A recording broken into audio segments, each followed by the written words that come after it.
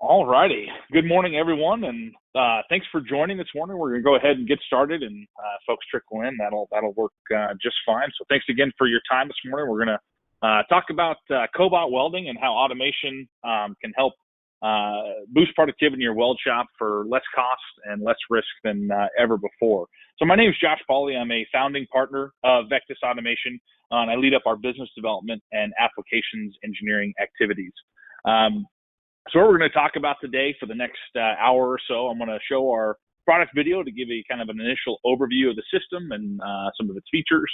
Talk a little bit about Vectis Automation, who we are, where we're located, what we do, and why we do it.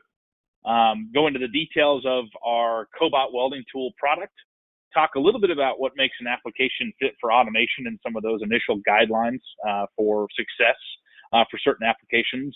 And then we'll actually hear from one of our customers in Colorado Springs, Andrew Lindloff at Conceal Tab. He's going to offer some of his perspective on the system and also some advice for folks looking to get into automation as well. And then lastly, we'll finish up with a live programming and weld demo here at the General Air facility in Zuni, at the Zuni location in Denver. I just want to take a moment too and thank General Air for collaborating with us on this seminar and for joining us today. So with that, we'll go ahead and get started. Start off with our product video here to give you an initial overview. So, and I'll talk about this quite a bit, but the reason that we founded Vectis and why we do what we do is because, as I'm probably preaching to the choir, there is a large shortage of skilled welders, and AWS is not predicting that it's going to get any better. And I think there's a lot being done in training and education and bringing more folks into the trade, which is great. And I think that's one way to attack the issue. And the other way too is to boost productivity through tools like automation and better processes as well.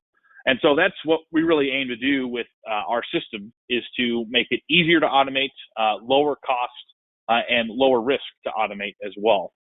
And so you'll see me, when we do our actual live demo, you'll see a good example of the ease of programming. So, reduce the amount of setup time, reduce the amount of time to fixture and program each individual part, thus enabling smaller batches and sub-assemblies and folks who, where automation was out of reach before, we're trying to bring it in reach and make it as accessible as possible. And so I'm going to go ahead and skip the end of this video because we'll go through this actually on the live demo as well. But I just wanted to show this to kind of give you an initial overview. And this is available on our website and our YouTube channel as well. So really quick about Vectis, our name actually comes from the Latin word for a lever or leverage. And that's really our goal, is to provide manufacturers like yourselves the leverage to boost productivity in your weld shop, again, for lower cost and lower risk and quicker to program. So we are a certified system integrator of Universal Robots. So Universal Robots is the pioneer of the idea of this collaborative robot. They actually came up with the first collaborative robot 15 years ago and have since sold over 40,000 worldwide in a variety of applications. And so Vectis is a certified integrator of Universal Robots, and we are a team of engineers with 85 years of combined experience, soon to be 100, over a century, with some additional folks we're bringing on the team. But we've got 85 years of combined experience in the robotic welding industry. So that's really let us see the good, the bad, and the ugly. And we've taken that experience and combined it with the new technology, the collaborative robot, to make welding with cobots as easy as possible. We're based out of Loveland, Colorado, about an hour north of Denver. And our entire focus is on this Cobot Welding Tool product to boost weld shop productivity. So some key value pointers of this product is its ease of use, portability, flexibility and versatility, quick delivery, and cost effectiveness. And then we also pair that with peace of mind through our return policy and our rent to own options. And as I just mentioned before, the reason why we do this is there's that estimated shortage of 400,000 welders in the U.S. alone by 2025. That's from AWS. And our belief is that a collaborative man plus machine is going to help fill that gap. So going into what is the Cobot Welding Tool, it's what you see there on the right. It's a fully integrated mobile system on a footprint of 3 feet by 6 feet. So it's portable. And that's really huge compared to traditional automation solutions that require anchoring and require large footprints. The way we see it, and the way that we've heard from our customers as well, is that this style of automation, this cobot automation, does not really replace traditional robotic welding cells.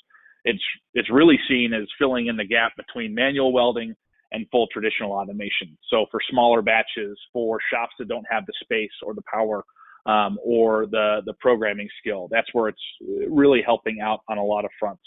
And so again, it's portable, so you don't have to anchor it to the floor. You can bring the cobot to the work, so you can butt up the cart right against an existing fixture or move the system around as your plant's workflow changes. It's versatile, so you can fixture and weld on the Rhino cart that you see there, that modular gridded table, or on an existing fixture as well. I'll show a picture of that in the next slide. The reach of the cobot's 51 inches, and the torch adds about 17 inches beyond that. I'll kind of talk about reachability a little bit later in the presentation and how that works for welding automation. And then we also put a free drive button on that torch bracket to make hand teaching and lead through teaching easy for folks who have never programmed robots before. And you'll see me use that in the live demo as well. And lastly, as I mentioned, it's a small, compact 3-foot by 6-foot footprint that's mobile.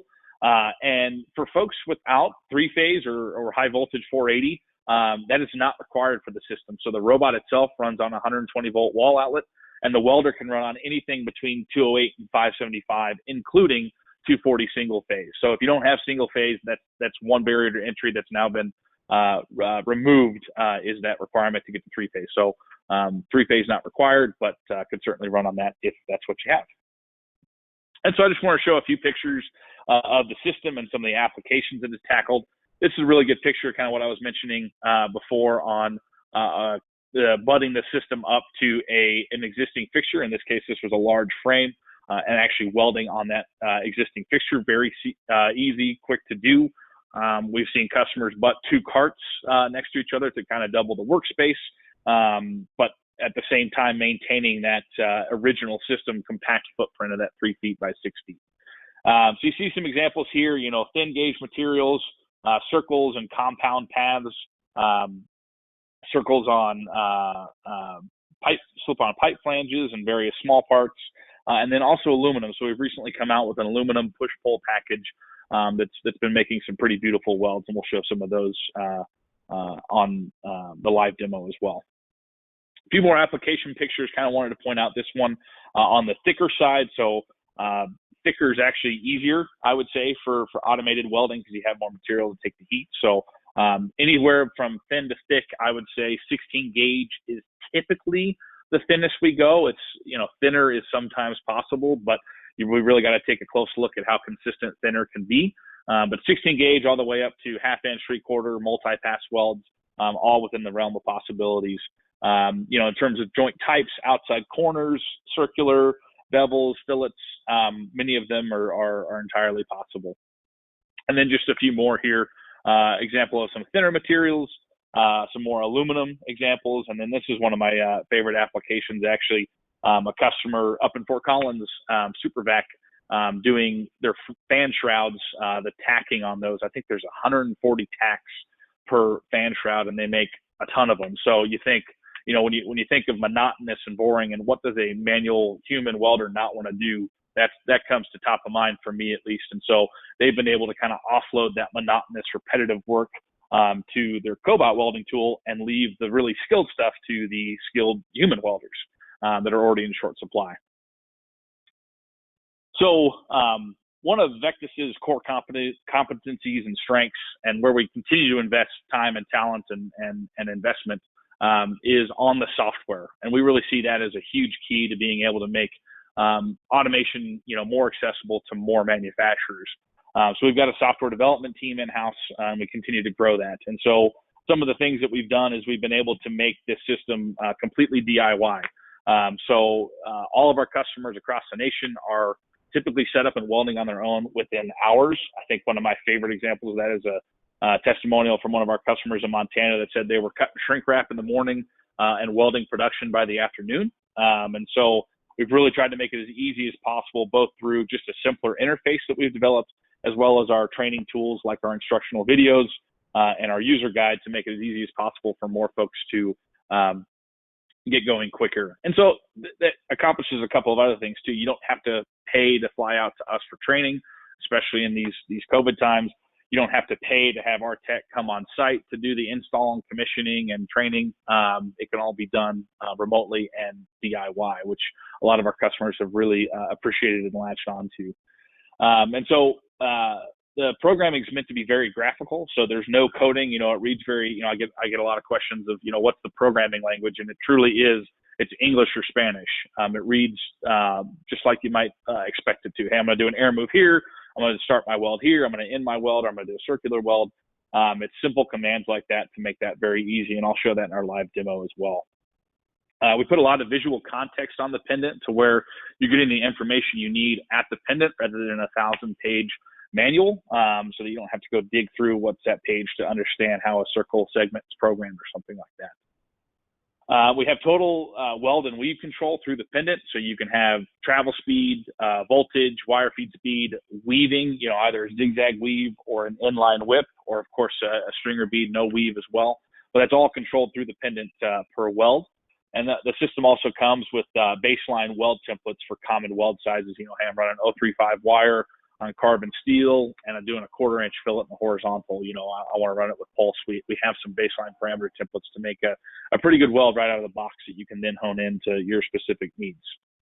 And, having our software team in-house and having that as a core strength of ours, we're continually developing tools to speed up programming and enable more applications as well. So the tack weld that you saw in that video on the last slide, stitch welding pattern that I'll show in our live demo today. So, hey, I've got an array of these same parts. How do I speed up that programming? So we've got that. Recently came out with touch sensing. We continue to come out. We've got some exciting things coming up this fall for continual software development. So we'll continue to develop those. And a lot of that's based on customer feedback as well. So we keep a very tight feedback loop with our customers of, hey, what do we need to improve? What would help you guys, weld and program quicker? So we're able to make those improvements and changes based on customer feedback because of that in-house software development. And then the last piece of that as well is, making it affordable and accessible and providing that peace of mind. So it really is an affordable all-in system price that includes shipping. So, we don't try and option out a number of things and land at a higher price at the end. It's really meant to be that all-in price that gets you going ready to weld. The system ships fully integrated, and we do offer a unprecedented 30-day return policy. We've never had a system purchase returned, but that's there as kind of a safety net for you. And part of the reason I think that we've never had a system returned, and we'll get into this in the next section too, is we really try and help out on the upfront with the application evaluation, because from our 85 years, almost a century of experience now, we've seen what applications go well and what applications go poorly and why that happens. So we're really able to consult and advise upfront and say, hey, this will work, or no, this won't work because of some inconsistencies or because of this weld joint type or things like that. So we're able to kind of make sure that the application is a good fit before any triggers ever pulled or anything like that. Our lead time is typically about 4 weeks. We do have some expediting options available as well. We do have a pure financing program, and we also operate a limited fleet of rental and rent-to-own systems as well. So we've got a number of ways that we can kind of meet your need there on the commercial side as well. I just wanted to share a few customer testimonials. You heard me mention that one from one of our customers up in Montana. We were cutting shrink wrap in the morning and in production by the afternoon.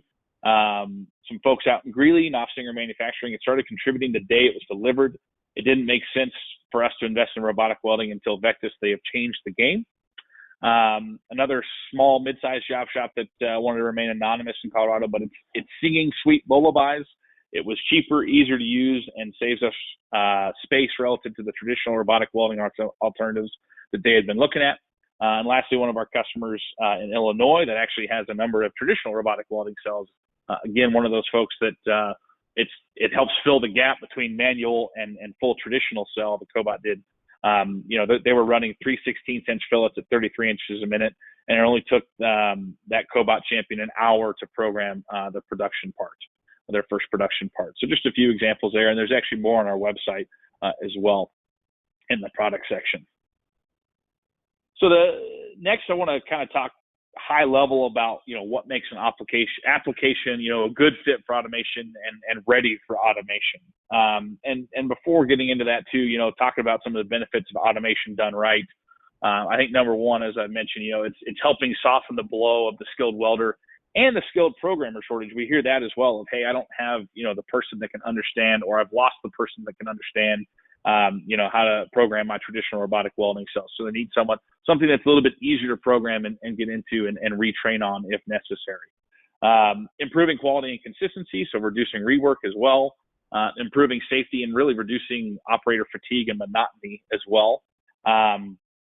Leveraging flexible automation for smaller batches, sub-assemblies, tacking operations. You don't have to have a super high volume to potentially justify a Cobot welding tool like this. Lowering costs, of course, and that comes in a few different ways. Obviously, one is welding faster and improving productivity in the weld shop. But we've also seen, where we've got customers that are reducing or completely eliminating the post-weld operations. So grinding spatter or grinding out, imperfect welds, that tends to go away as long as you've got good parts coming into the robot. And reducing overwelding on manually welded parts. We hear that a lot as well. You call out a 3/16 weld and, welders are laying down a 1/4 inch. That's a geometric increase in both weld wire use, gas, time. So using the correct called out weld for parts is a huge benefit as well. And we hear customers saying to get more business potential through increased capacity, reducing their lead times and reducing their cost. And then, cobots can help reduce the all-in cost of automating when you look at the full picture of system cost, delivery time, and programming and commissioning time, fixturing cost, the ability to redeploy, and then how much, floor space is automation going to consume, right? So those are the benefits, when automation is done right. And here are some of the guidelines that we've seen in our experience to actually do that right. Number one being that consistency is king. Number two is starting with the lower hanging fruit. And three is selecting the right champion. And I would say, I get the question a lot of, what do you see as the biggest issues with folks, getting their first piece of automation and getting that into production? And I would say a majority of it, vast majority, probably in the 90% so, fall into these three categories. Is one of these is not being met, right? So if these are followed, I really think they set up for great success with automation, whether that's a Cobot welding tool or traditional automation as well. So number one, consistency is king. And the key here is that repeatability is much more important than accuracy. And that's actually why the darts are off the bullseye, but in the same spot. And with welding automation, there's really two facets of consistency that need to be considered. So one is dimensional and placement consistency. So I've taught the robot where this part is. I need to bring that part back to the same spot, right? The fixture needs to be in the same spot. So that's critical, number one. And number two is the consistency of the weld joint cross section. And we particularly see this on joints like outside corners, bevels, things like that, where if one plate shifts, you get a drastically different, weld volume to fill. And so weld automation, you set a certain voltage, travel speed, wire feed speed, et cetera, that's going to make a beautiful weld for a prescribed weld volume. And if that weld volume changes, you're not going to get that same level of weld quality. So there's two facets to really look at: dimensional consistency and the cross section of the weld joint. And a lot of those can really be solved through upstream consistency, good fixturing, and sometimes part redesign. Slot and tab and other part redesigns can make for better joints to make the part more consistent. We've seen a lot of customers do that as well. And the reason why is that, a Cobot does not inherently know, and automation in general does not inherently know if a part has moved or a weld joint has changed. There's no human eye to make up for changes, right? And there are technologies, you heard me mention touch sensing earlier. There are some other technologies out there that allow for inconsistencies to be managed. We hear vision a lot. Our experience is that keep it simple. A lot of those work, touch sensing, vision, they have their applications where they work and they can help out. We can certainly advise on that. But the best way to manage those and the most simple way is to make better parts and make more consistent fixturing. And I think what's really nice too is that with seeing how many lasers and CNC benders and things like that are out there now, it's really helped enable more weld automation because the upstream has improved so much. And, those pieces of equipment have, become more affordable to where more folks can have them. And so we're seeing this become less and less of an issue as we see more of that equipment upstream helping out on this front. So some green lights here, no gaps or consistently small gaps. Laser or a CNC plasma table can be very helpful. CNC bent or consistently bent parts. And then pre-tacked is typically a plus if it's fixtured well when it's pre-tacked, but we've got plenty of customers that are doing non-pre-tacked parts as well. So it really varies by application, and that's something that we can help with, consult with on individual applications as well.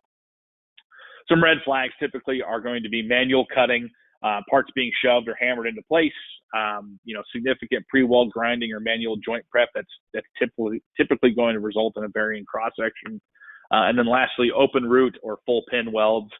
I've not been able to see anywhere in production where automation has really succeeded consistently with open root or full pin welds.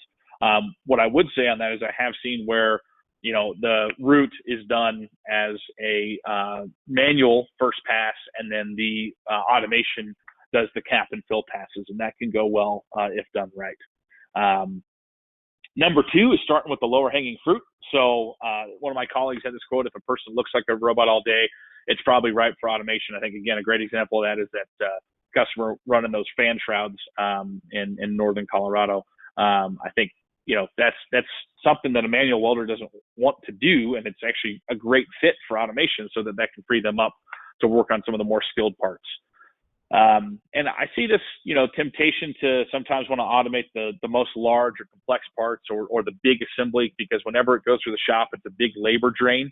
And I get that, but what we've seen be the most effective deployment, or at least the first deployment or early deployment, is on the small, simple parts and sub-assemblies, the monotonous work.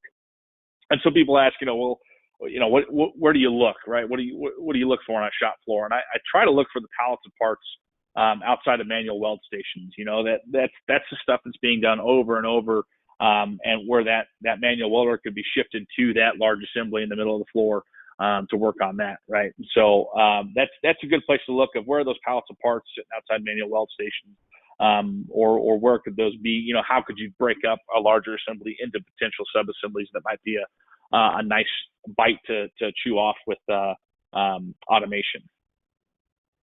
And so, some green lights here is MIG welds on 16 gauge or thicker.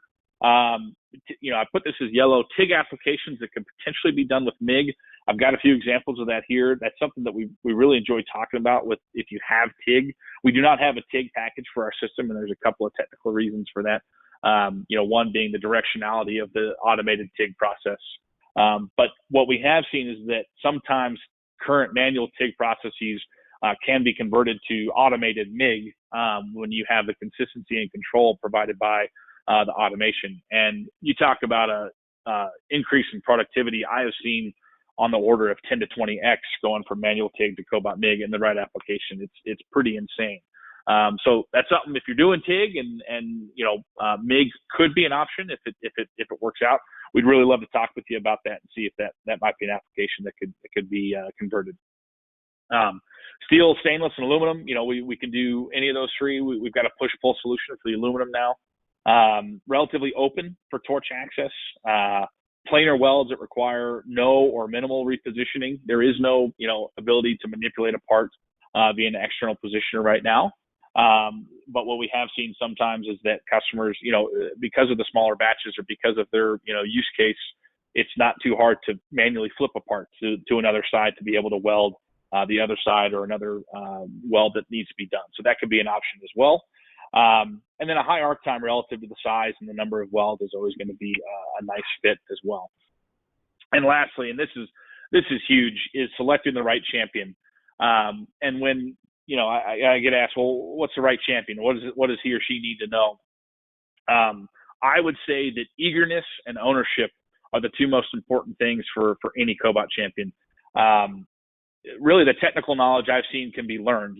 We've worked with folks that come from all backgrounds: owners, sons and daughters, engineers, shop foremen, machine operators, welders, all sorts of different backgrounds, some with programming knowledge, some with welding, some with neither. What we've seen kind of be the common denominator across all of the most effective ones is that they have the ownership to want to see the piece of equipment really succeed, and then they can learn based on that.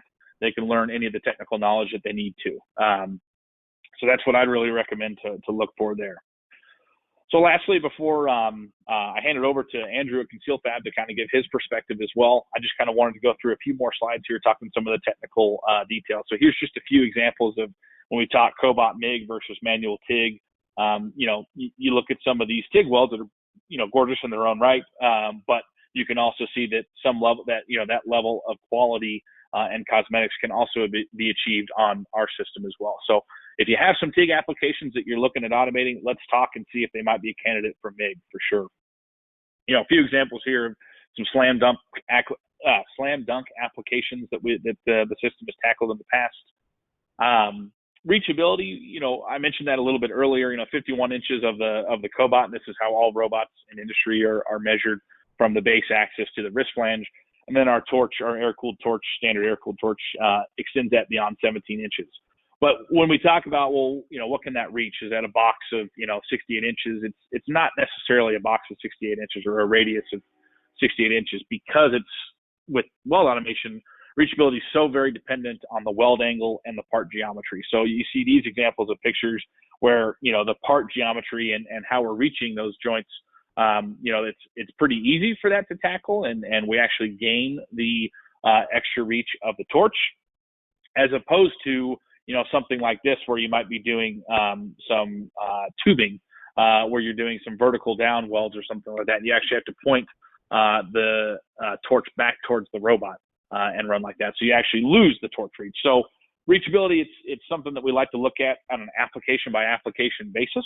And so what I encourage you to do is, reach out and let's talk about your specific applications, get some pictures or drawings or models, and we can happily take a look at those together and see if the system can reach, or if, there's some other creative ways to potentially reach as well.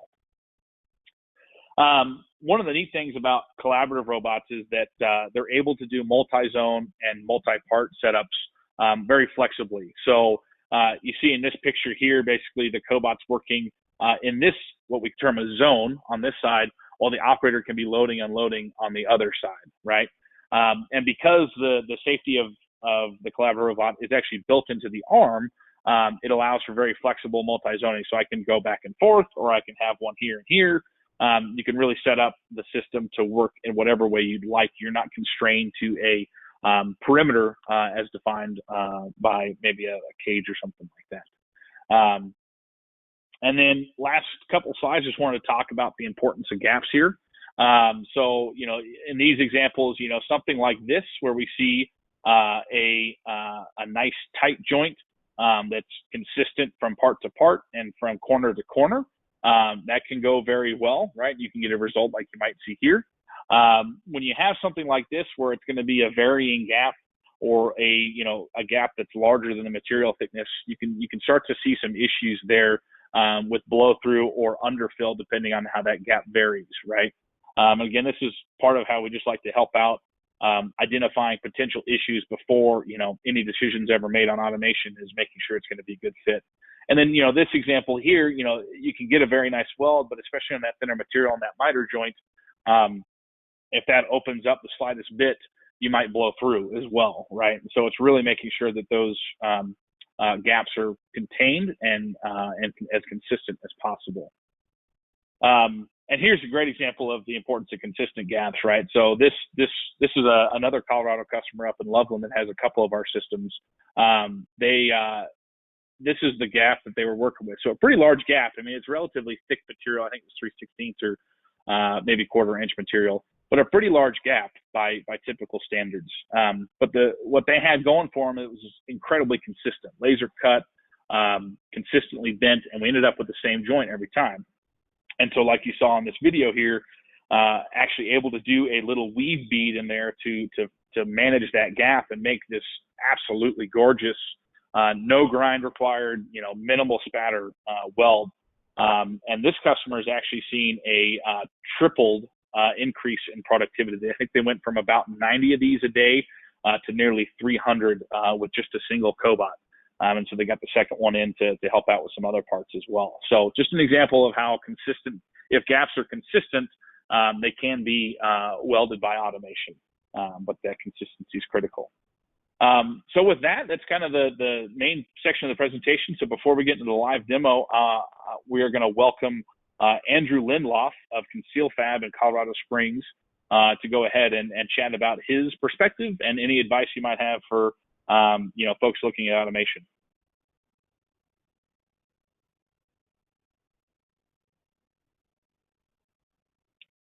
And I think I just unmuted you there, Andrew.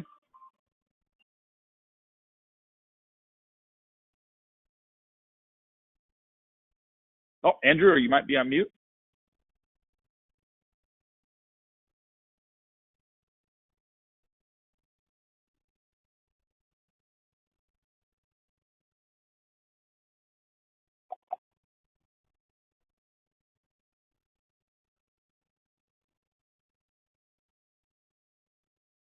Andrew, could you check your phone? You might be on mute. I can't hear you at least.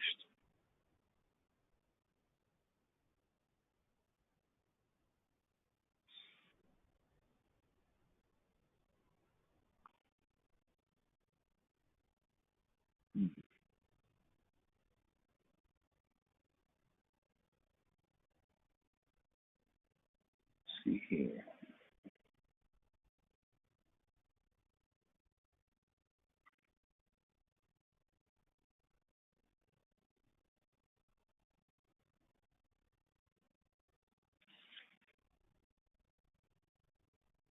Sorry, guys. You'd think I'd have figured this out by now with how far we are into COVID, but forgive me here.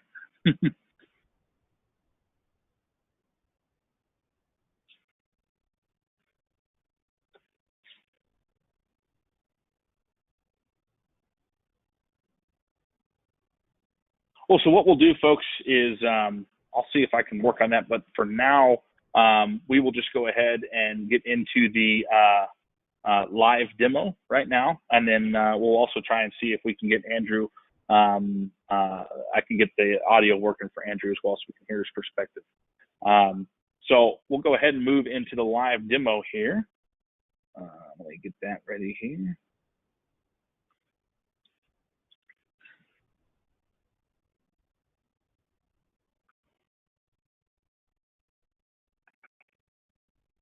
Okay. So what we've got here for the live demo set up at the General Air facility in Denver. On the left side of the screen is a live webcam view of what's going to be going on in the system. And then on the right side of the screen is an emulation of what's going on the pendant as well. So you guys can kind of see the programming steps. So what we've got here today for our presentation is we're going to do these 3 stainless fillets here. We're going to use one of Vectis' software features called the pattern feature to basically teach. I'm going to teach this first one here, the start and the end of that weld, and then tell it, hey, this is the start of my pattern, and this is the end of my pattern, and I've got 3 iterations. And so what that's going to do, the Vectis software is just going to copy and paste essentially that whatever I want in that pattern to the subsequent T-plates as well. And so that just saves time on programming if you've got a fixture nest full of the same type of part, or if you've got a part with let's say 6 ribs on it or 6 gussets that you want to are in the same spot, you can just easily program that. And a lot of our customers do use that feature. And this is the weld that we're going to be doing here. This is 12 gauge material. We're using General Air's Silver Shield 10 gas, that 1% hydrogen blend. We're going to be using a pulse waveform on the Miller Envision welder and just get this beautiful fillet weld as you see there. So I'm going to go ahead and step up to the pendant here. This is what any programmer would see basically when you step up to you open you turn on the robot. So I'm going to go ahead and hit new program. Okay. I'm going to go ahead and save this so I can call it up in the future. And I'm going to call this General Air seminar right here. So we could run this in the future if we wanted to once it's saved. And then basically on the left side of my screen here is the items that I can add to my program tree. The middle section of the screen is my program tree itself. And then on the right side of the screen is kind of the detail window pane as well. So I'm first going to add a pattern. Oh, I think we got someone talking there. Is that Andrew? Andrew, I think I can hear you. Can you hear me now? Yeah, perfect. So we will put a pin in the live demo, and I would love to let Andrew speak about his perspective and advice. Sorry about that again, guys. Sorry for the technical issues. Okay, can you still hear me? Take it away, Andrew. Okay.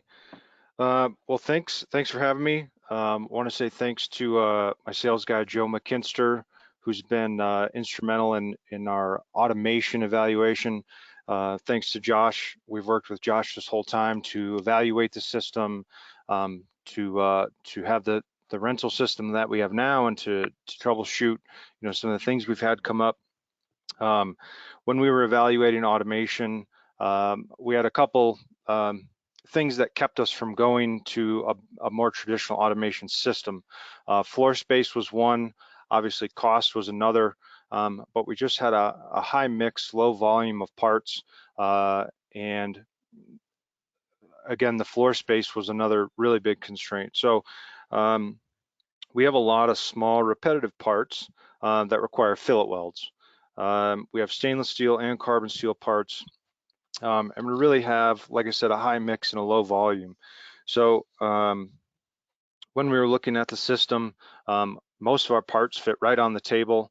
Right now, the parts that you see on the screen, we have circular welds, we have linear fillet welds, and primarily we're using the system for stainless steel.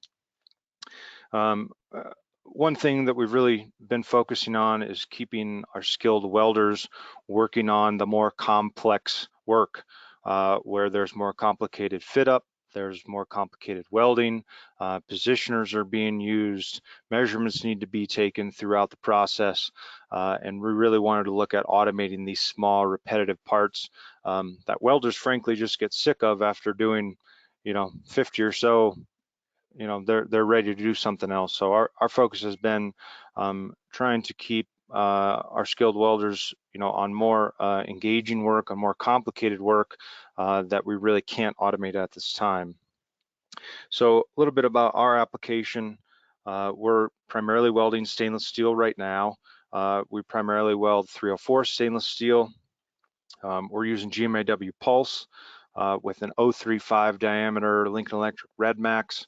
We're using 98 argon 2 CO2, seeing really good results with that. Our material thicknesses are about 3/16 thick up to about 3/8 thick, typically not making fillet welds over 1/4 inch.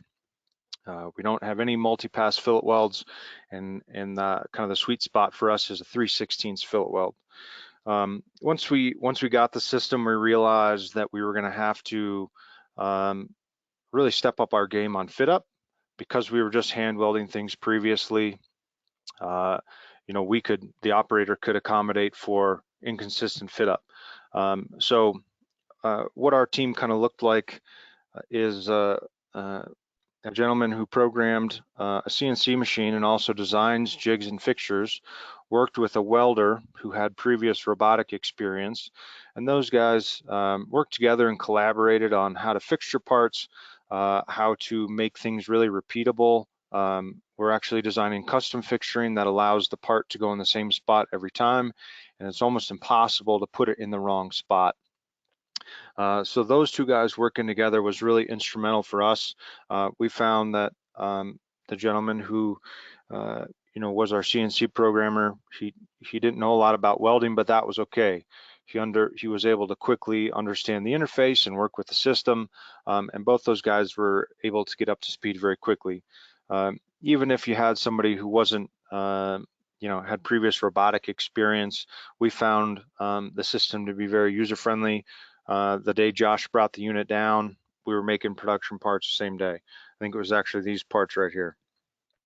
The things that we've found crucial that Josh kind of touched on already, we had to dedicate time and effort to making it successful, to working through, learning a new system, to overcoming different challenges as they came up, but really focusing and spending the time necessary to understand a new tool. Our current application, parts similar to this right now, we have a person fitting while the cobot is welding, and that person just fits and feeds the cobot. We've seen a dramatic decrease in part cleanup time. We're able to control our weld sizes much better. In some cases, we need to control the weld size because other parts fit up really close to the weld. You can see in the picture here on the screen, there's a hole that we can't get weld into. Looks like it's just right on the edge there, but we can control that a lot better with this system. The visual aesthetics have improved. There's some people who don't necessarily care about how it took to get there. They just care about how it looks. And, we're able to improve the aesthetics. And our quality is predictable. In this case, we're able to run the same parameters every single day and know what outcome we're going to get for these parts. We have had some issues come up. Josh has been really responsive. We've kind of provide detailed info.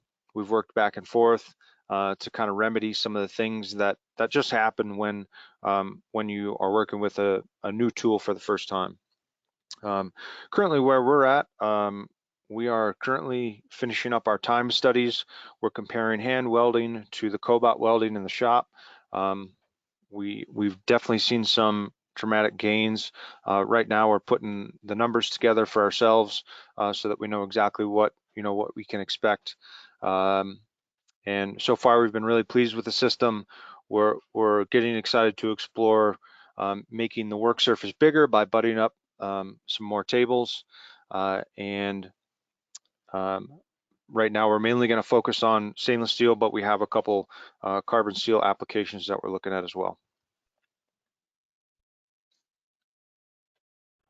Awesome. Well, again, Joe, thanks so much for offering your perspective and your advice to folks looking at automation. And it's been great working with you, and look forward to seeing what you continue to do with your tool. So thanks so much again for your time and your perspective, really. Sure. Thank you.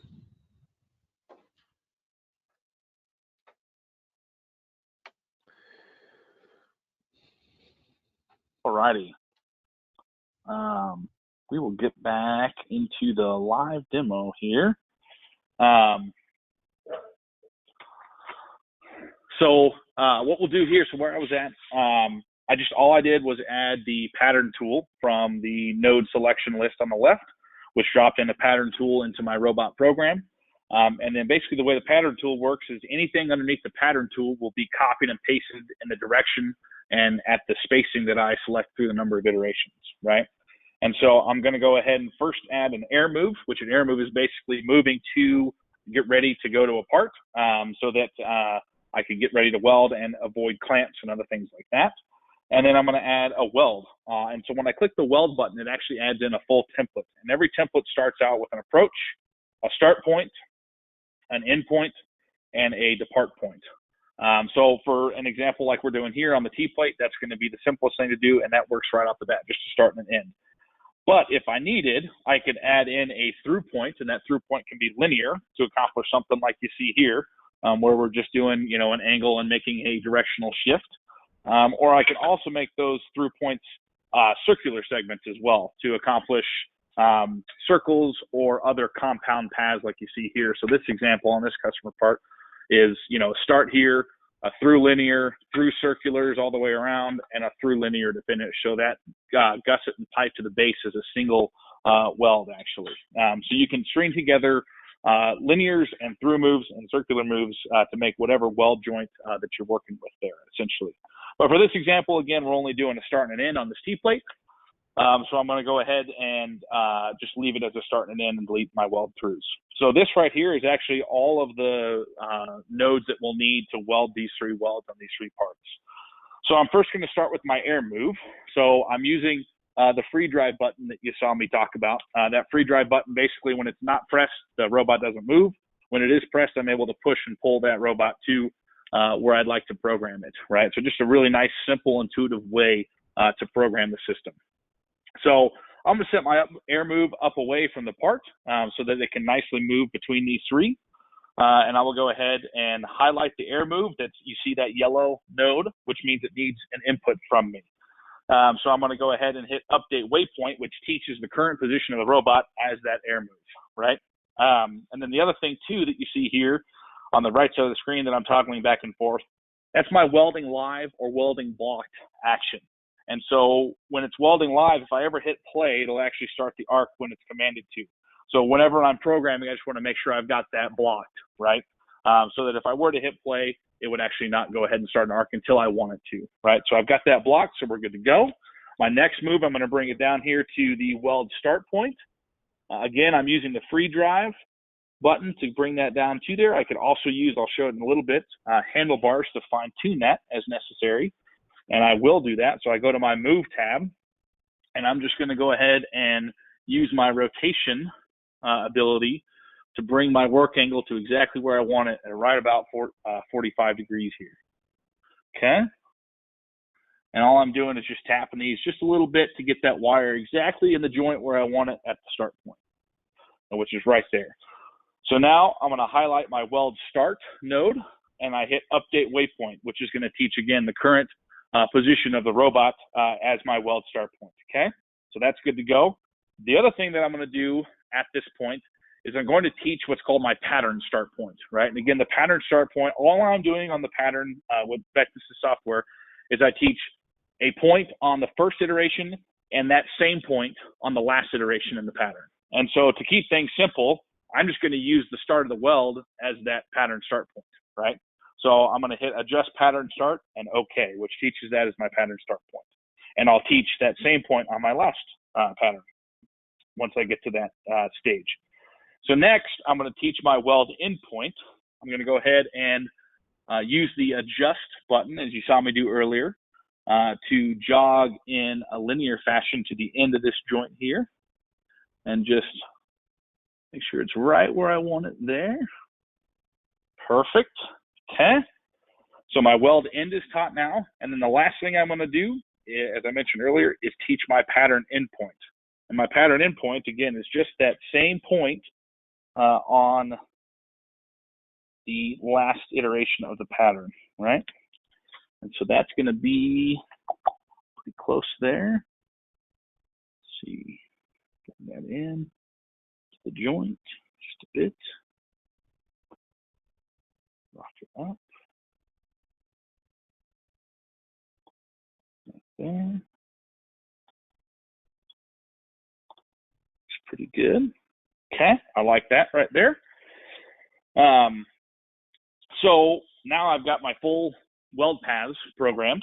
So the last thing I'm going to do before we go ahead and dry run it and then weld it is I'm going to add in my weld process parameters. And so like I mentioned, I can either pick from a library of templates. We load in some baseline template parameters for on every system, but then you can also modify those and add your own as well. So for this one, again, using the Silver Shield 10 gas with the 1% hydrogen, we're actually going to run at 35 inches a minute travel speed. We're going to use the pulse waveform on the Miller Envision, run a trim of 59.5, and a wire feed speed of 580 inches per minute. For this example, we're actually not going to do a weave just because of the thinness of material, and that'll allow us to make this nice stringer bead right there. But if we wanted to, we could go ahead and add in a zigzag weave, as you saw on Conceal Fab's parts in that video, or we could also do an inline weave as well, just with it back and forth. Or I think Bob calls it the Missouri Shuffle, right? So there's a lot of options there for whatever different type of weld that you're looking for. So with that, I've got my process selected as my 035 stainless 3/16 fillet pulse fast stringer. So I'm good to go there. And my weld is blocked. Again, I'm toggling that icon back and forth. I've made sure my weld is blocked, and I can check that in our status screen here as well. And so what we're going to do now is we're just going to dry run the program to make sure it's in the joint, it's doing what I want it to, and then when we weld it, it's going to look right. So all I do now is hit the play button. It's going to go ahead and, oh, actually, you know what? I forgot to do one thing. Got a little ahead of myself. So when it patterns, it's going to, basically copy whatever it did here and move here and here.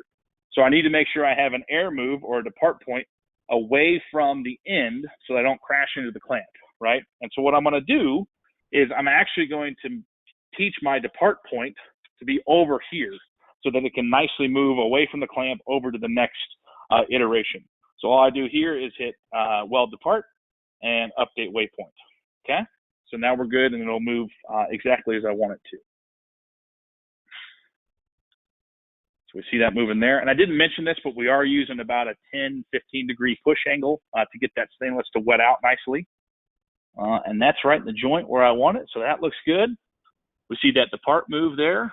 Oh, caught myself with another moving too quick as well. So what it did there is it skipped over this one because I forgot to tell it that there's actually 3 iterations in the pattern, right? So all I do to fix that is go back to my pattern tool node and tell it 3 iterations, right? So with that, this is why we do dry runs, to make sure that you weren't moving too quick and that everything's good to go. So back there in the joint looks good.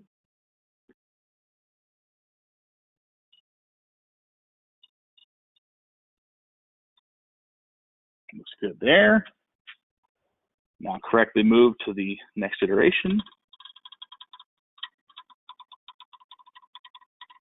Looks pretty good. The wire's dragging a little bit, but that's all right. It'll be pretty good.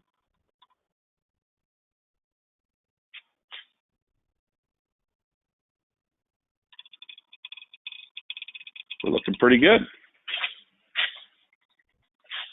So the last thing we'll do now is once it gets done, I'll purge gas, make sure we got gas coming through, and then we'll go ahead and weld that.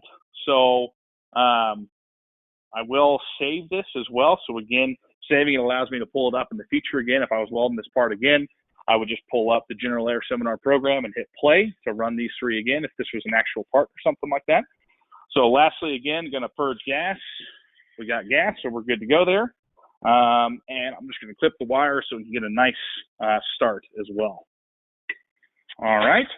So now to switch from dry run to actual weld, I just hit the weld live button. Again, we see that also on the status screen. And I'm going to go ahead and say, everybody watch your eyes, fire in the hole, and play this weld through.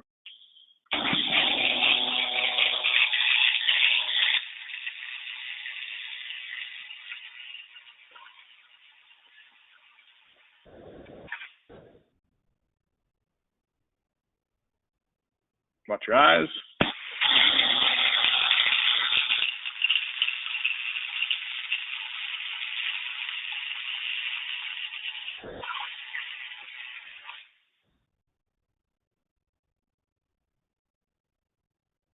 Watch your eyes.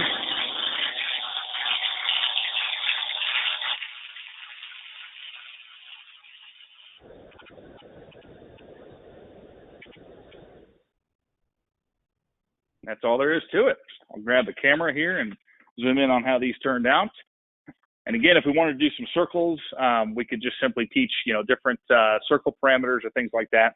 If you want to see how to do circles or other compound paths, I would definitely recommend checking out the Vectis YouTube channel. You can just Google Vectis Automation YouTube and see some of our instructional videos there that go through circles and things like that. And just some other customer stories and application examples.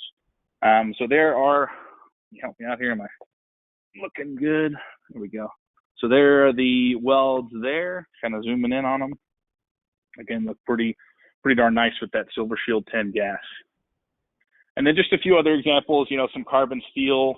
This was also run pretty quick, pulse stringer at 33 inches a minute. Some examples of our recent aluminum welds. This one turned out really nice. It's just a straight synergic pulse with some pretty strong penetration in there. You saw some examples of, thin over there, that 3/16 fillet on 16 gauge, all the way up to thicker bevels and fillets and whatnot. So just a few examples there. More examples and pictures on our website and YouTube channel as well. And as I mentioned before, please don't ever hesitate to reach out to us to talk about your application and say, hey, is this a good fit or not? It's always our goal to make sure that we're giving you an honest answer on if it's going to be a good application or not. And so you'll always get honesty from us. And if it's not a good application, we'll tell you why, and we'll tell you things can be improved, or if traditional automation or hard automation is a solution, we'll say that as well. So we're very solutions oriented, and we don't want to have any of our systems not helping out. And so that's why we have that upfront applications process led by folks who have been in the field and seen the good, bad, and the ugly. So with that, we'll open it up to Q&A here. If you type into the Q&A box, we'll take any questions. And if you have any that come up after this as well, please don't hesitate to reach out.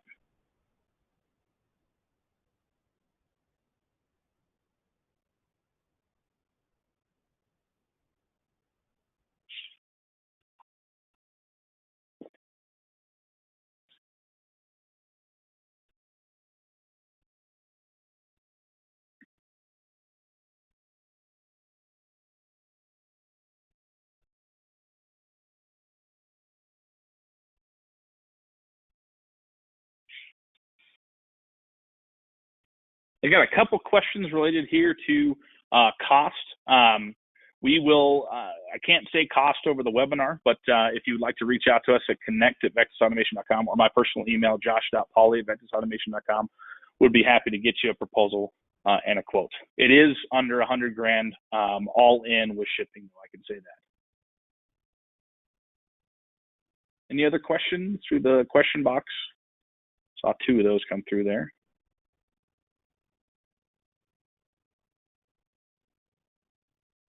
So the question, you were in the arms movement envelope. How do you keep OSHA happy? Let me actually go ahead and demonstrate this. So Jim, to your question, the way that OSHA stays happy, one is we do a full RIA safety risk assessment. So the speed is throttled to a safe speed for welding applications. But really what enables this without a cage is the fact that this is a different type of robot called a collaborative robot or cobot. And why that is because it's got built-in sensors in every motor and also in the wrist that are monitoring both force and torque and speed.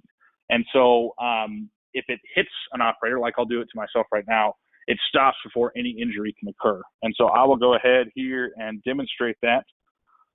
It's not quite as awesome as a demo as the guy that invented the table saw stopper, and he put his thumb in there, but it's still, you know, I'm putting my life on the line here, right? So I'll just go ahead and have this come out and punch me here. So, oh, that'll work. So it hits you and it just stops, and that's a pretty hard surface too, right there. And even if it was against your head, it bonks it. You know it's there, but it doesn't cause any sort of injury or anything like that.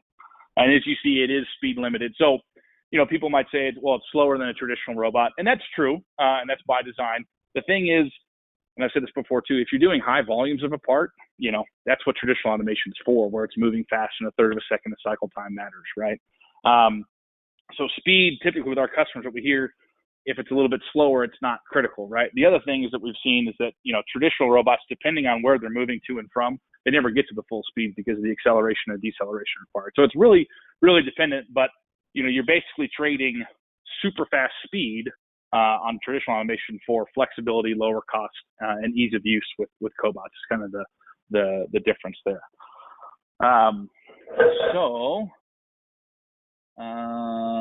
Water-cooled torch option. Yes, we do. Yep. So we've got a water-cooled torch option, and we can also beef up the welder to the Envision 450. How does it do a tool center point, or is that required? That is required, and that's taught. We use a reference pointer here, basically. And for those unfamiliar with the tool center point, the tool center point is basically how does the robot know where the weld wire is, right? It's what I'm programming with. So we do teach a tool center point, and there's actually, David, there's actually a really good video on our YouTube channel that goes through how that's programmed and why that's important as well. So what you see me doing here is rocking about that TCP at the end of that weld wire. Okay.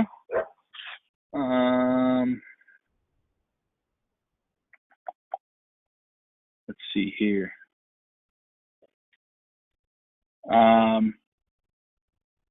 Ability to program hot starts and crater fills for aluminum. That's a yes. We use the S74 MPa feeder that allows that. Have you used drum wire with the unit? I imagine one of our customers have. We haven't seen it that often, usually just with kind of the applications and the areas this is going into. The spool is a good fit. but there's no reason a drum couldn't be used. I think you would need some, smart conduit to get it up behind the wire feeder, but I think that would be entirely possible. Can you use the pendant with welding gloves on? No, you do need to take that off. It is a capacitive screen. You have the ability to tie in via internet to diagnose issues. Not directly into the robot. Part of that is we know there are some customers that don't like external communication on their equipment. But what we can do, what we do quite a bit, is FaceTime or GoToMeeting or Zoom, where the end users just got their phone and video, and we can kind of see everything that's going on. We've got some really strong remote troubleshooting abilities as well. Is there a Vectis service tech in Colorado? Yeah, so we're headquartered in Colorado, so we've got service folks that are available, and really the whole Vectis team is technical and capable as well. So we do have service techs in Colorado. And how is the reliability of equipment and drives? So the universal robot is sealed gearboxes for life. So there's actually very little maintenance on the system as a whole. As you can kind of see here, I mean, there's a kind of a closed system of the robot, the really bulletproof welder and wire feeder, and then kind of the interface between those two. So there's very little maintenance beyond visual inspection and of course the welding consumables. But the robot's sealed for life. There's no oil change or grease change or really any preventive maintenance kind of like that. It's mostly visual inspection. What is the warranty? It's 1 year for everything. And the welder is actually a 3-year warranty as well, welder and wire feeder. Do you have any schools using these for educational purposes, and do you offer an educational discount? Yes, we do offer a discount, and we've quoted, I'd have to check with my team, we've quoted a number to schools. I don't know if one's actually been implemented. I imagine the person asking that question is with school, so you understand, or I'm sure you're familiar with the sometimes the cycle to get approval and funding. So I think that's probably why there. Have you tried using metal cord wire? Yes. Yep. So we could run metal cord on this. I think I got through all of them there. I really appreciate all the questions, folks.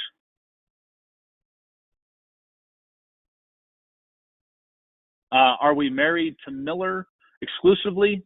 No, it's our standard and our default. We've been really happy with it, but we do have Lincoln welder options as well.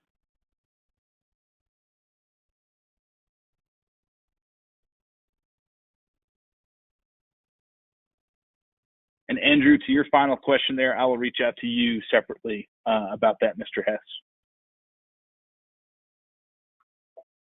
All right, any other questions? If not, I'll let everybody get back to the day. Again, thank you everybody for your time. Thank you, General Air, for hosting and collaborating with us on this. Thank you again, Andrew, for your perspective for these folks and your advice. And thanks again, everybody, for joining today. And please don't hesitate to reach out. All right, take care, everyone.